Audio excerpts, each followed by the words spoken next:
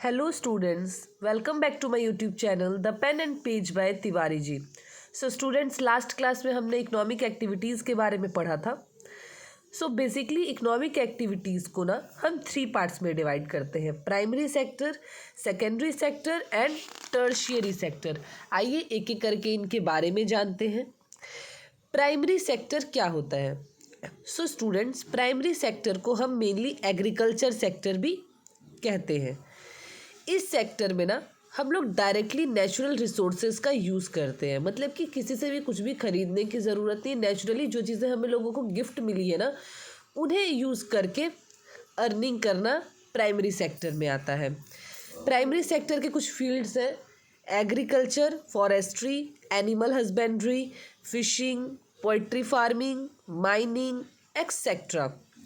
Students, primary, secondary और tertiary, इन तीनों में डिफरेंस ज़रूर याद रखिएगा।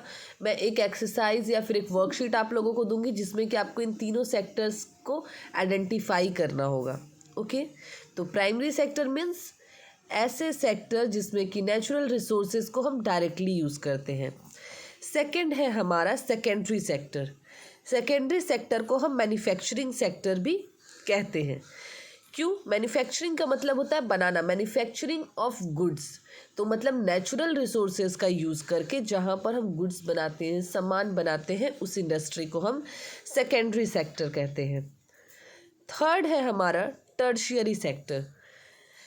ये सेक्टर जो है ना, वो हमें सर्विसेज प्रोवाइड करते हैं।